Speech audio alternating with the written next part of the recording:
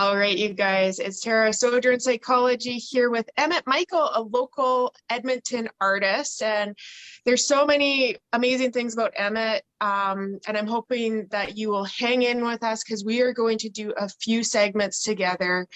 I just feel very, very excited about having Emmet here. So, Emmet, thank you. Oh, thank you for having me. It's a pleasure. Yeah, so just talking about you as an artist, I guess. What do you have going on these days? Like, what's the big sort of Emmet scoop for all of your Edmonton and Alberta Yeah, fans? sure. Yeah.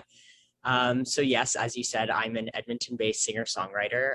I also identify as both queer and trans, and I grew up in a faith background. So a lot of my music is centered in talking about what that experience is like, as well as through that period of time, for a very long time, used drugs and alcohol to cope with that. And so a lot of my story is centered in advocating for holistic approaches to recovery and talking more openly about both in story and in my songs about what that period of my life was like as well.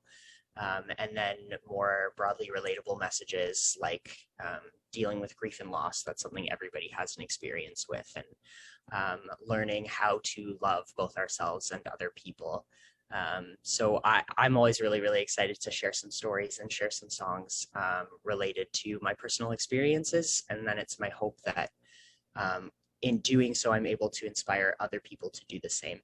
I just released my first full-length album just this past May 28th. It's called I Hope You're Home. And it's all about all of these experiences that I just talked about, both really, really old songs. Some are like 5 or 6 years old, to songs that I wrote like 2 weeks before the studio and was like, hey guys, what do you think of this? Should we put it on the album? So it's like all of these different aspects of my journey that have led me to a place where I could finally feel belonging and at home in my skin. So that's what's going on Yeah. with me. I have to say the album is super good. I love your style, your voice, and your, I would say, technical ability, but I'm always a fan of lyrics. Mm. And so for you, I guess like what when did you become do you say lyricist? When did you become a poet? I don't know. Oh, I love that. Yeah, for me, like music is like uh the best part of music for me is the lyrics. That's where I like really connect to music. And so I think that was the case for me from like a really young age. And so growing up, I always listened to a lot of like worship and gospel music because that's what I grew up in. So I didn't actually hear like a ton of secular music. My mom was like a huge John Mayer fan, so that was like kind of the extent of it. But I think what really led me to a place where I started to about my own experiences, that came into play because I was not really able to articulate myself, just like talking to people. I was so afraid, but I always loved music and I was always really passionate about it. And it sort of became this vessel for me to be able to channel all of the things that were hard for me to talk about. Because for whatever reason, if I got on stage and sang a song, everything became way less scary and those words weren't as heavy when they came out. And it took me a long time. Like I started writing songs when I was like a young teenager, and I only showed like a couple of close friends. It was a long time before I was comfortable performing my original stuff. It was actually shortly after rehab, I wrote like my first song that I was really, really proud of while I was in rehab. And coming out of that place, I just was like, this isn't something that I can go back from. Like, this is what I want to do. And my life hadn't been the same since. That's amazing.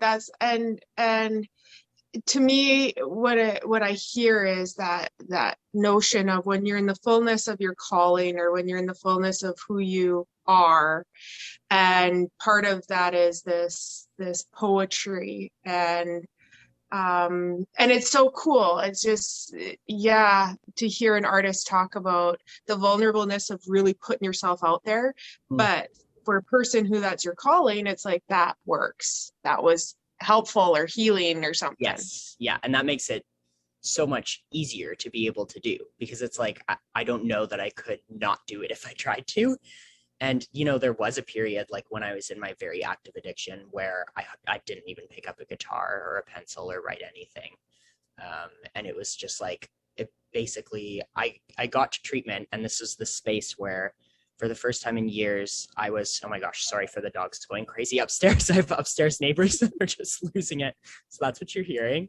But yeah, like I was just in this space all of a sudden where everything was just quiet, and all of the emotions that I had buried for so long were in my face. And I was like, what do I do with this? And that's like really what led me to the songwriting. And ever since, I've just been like, okay, this is going to be the way that I communicate with other people.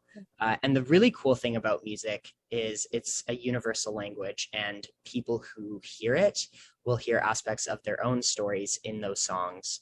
And then it becomes this like connection between myself and others, but it also inspires other people upon listening to something that might be particularly vulnerable to be like, okay, I think I can share this as like my own story as well. And I think like everybody sort of has their own way of doing that, whether it's music, art, writing, sitting down with a friend and having coffee. Everybody sort of has like their way that they feel most comfortable projecting themselves. And so I just think it's really cool that for me, that gets to be music. Yeah, it's pretty sweet. It's adorable, actually. And I think that's a thing about you. Like there's this authenticity and this realness. And also when I hear you speak just right now, it's like, man, everybody can identify Yes. with what you're saying if we are acknowledging that, yeah, sadness exists, pain exists as a part of our humanness. So rewind this piece down, but Emmet, would you play us out? Will you play us whatever you want to play? Sure. Yeah, sounds good. I love that. I get to choose. Whoa. Yeah, That's you fun. choose. I'm Sure. choosing later. I'm choosing later, but you get to And you're first allowed. one. Yes, you're allowed. So this song is actually, so this is a song that's off of my new album, and it's called Guessing Game. I thought it would be fitting for this show because it's about mental health. I was diagnosed with depression and anxiety at a young age, and then later in treatment with borderline personality disorder. And that caused a lot of difficulty for me in maintaining relationships. And every day felt like a guessing game. I didn't know what was to come. And I carried a lot of guilt for the way that my mental illness impacted others. So that's what this song is about.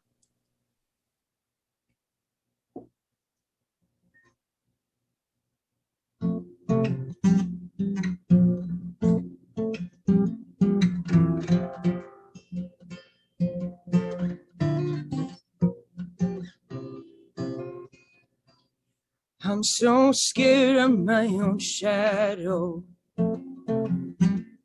'cause he looks so much like me. So I'll keep turning all the lights out, close my eyes and try to sleep. Try to color in the lines now. Watercolor always bleeds. And all the critics whisper about how abstract always looks so cheap.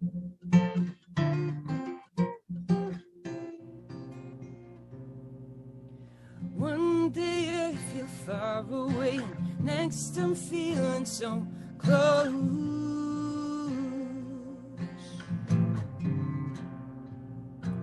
Every day's a guessing game. I don't know who